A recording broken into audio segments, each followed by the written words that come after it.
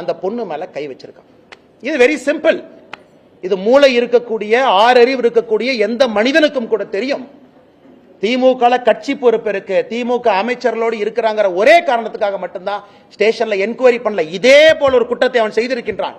அதே குற்றத்தை இரண்டாவது முறை செய்திருக்கின்றான். இதுக்கு நீங்க அடிச்சீங்க பாருங்க பெல்டி அமைச்சர்கள்லாம். எஃப்ஐஆர் எப்படி சார் லீக் ஆச்சு? இந்தியா முழுவதுமே crime criminal tracking network system CCTNS எல்லா போலீஸ் ஸ்டேஷனும் இணைக்கப்பட்டிருக்கிறது ஃபைபர் ஆப்டிக் கேபிள்ல. டேட்டா என்ட்ரி பண்ணோடனே மாஸ்டர் சர்வருக்கு போகும். அதுக்கு ஒரு கண்ட்ரோல் ரூமுக்கு ஒரு எஸ்பி இருக்கார், இன்ஸ்பெக்டர் இருக்கார். எப்படி அந்த எஃப்ஐஆர் வெளியே வந்துச்சு? போலீஸ் டிபார்ட்மெண்ட்டை தவிர அந்த எஃப்ஐஆர் யாரு வெளியே விட முடியும்? எல்லாமே இன்டர்நெட் புரோட்டோகால் ப்ரொடெக்டட். அவ்வளவு ஈஸியா ஹேக் பண்ண முடியாத சிஸ்டத்தை. அது ஒரு எஃப்ஐஆரா சார்? ஒரு படிக்காத எழுதுனா கூட ஒழுக்கமா ஒரு எஃப்ஐஆர் எழுதுவான். அதுல குற்றம் செஞ்சது அந்த பொண்ணா, குற்றம் செஞ்சது இந்த அயோக்கியனானே சந்தேகமா இருக்கு. ஏதோ பொண்ணு குற்றம் செஞ்ச மாதிரி எஃப்ஐஆர் எழுதிருக்கீங்க. அதையெல்லாம் படிச்சா ரத்தம் கொதிக்குது.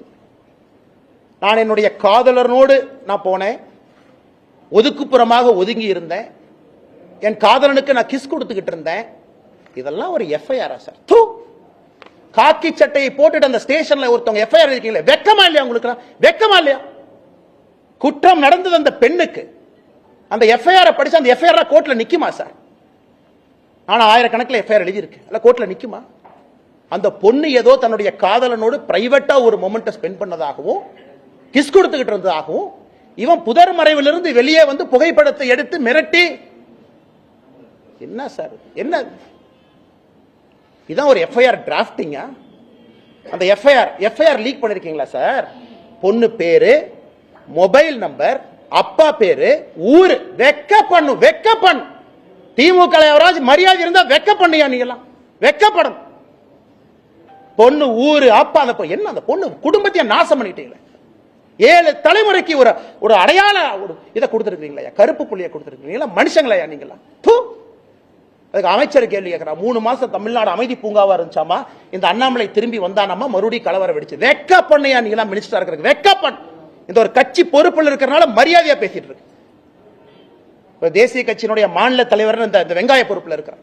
அதனால மரியாதையா பேசணும்னு சொல்லி கொடுத்தனால மரியாதை கொடுத்தவங்க பேசிட்டு இருக்கு. வீதிக்கு தனி மனிதனா வந்தா வேற மாதிரி இருக்கு. நான் பேசுறது பிரதமர் மோடி அவர் ரிஃப்ளெக்ட் பண்ணுங்கறதுக்காக ரொம்ப அமைதியா நாகரிகமா பேசிட்டு இருக்கு. வெக்கப்படணும். திமுக இருந்தா நான் சொல்லையா? திமுக பொறுப்புல அவன் இருந்தனால தான் போலீஸ் ஸ்டேஷன் அவனை செக் பண்ணல. அவனை போலீஸ் ஸ்டேஷன்ல செக் பண்ணாதனால தான் அவன் தைரியமா வெளியே வந்தான். அவன் தைரியமா வெளியே வந்த அந்த எஃப்ஐஆர் படிச்சா ரத்தம் கொதிக்கல. நமக்கு ரத்தம் கொதிக்கல.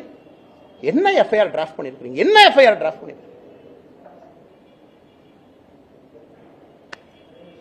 கேட்டா தமிழ்நாடு அப்படி இருக்கு இப்படி இருக்கு. கேட்டா வடக்கு தெற்கு எத்தனை நாளைக்கு அந்த இளவுல சாவறது? எத்தனை நாளைக்கு சாவறது? 60 வருஷமா வடக்கு தெற்கு. நாளைக்கு காலையில் இன்னும் ஆரம்பம் பண்ணுவாங்க திமுக. டாக்ஸ் கொடுக்கல, மட்டை கொடுக்கல. அது உட்காந்து காலங்காத்தால பிரஸ் மீட்ல வேலை இல்லாம நானும் பேசிட்டு இருப்பேன். இவ்வளவு கொடுத்தோம், இவ்வளவு டாக்ஸ் அளந்து கொடுத்தோம், இவ்வளவு அள்ளி கொடுத்தோம். மக்கள் பிரச்சனை யாராச்சும் பேசுறோமா? ஐயா தமிழ்நாடு அரசியல மக்கள் பிரச்சனையை பேசுறோமா? காரி துப்புரமா இருக்கு அரசியல், காரி துப்புரமா இருக்கு.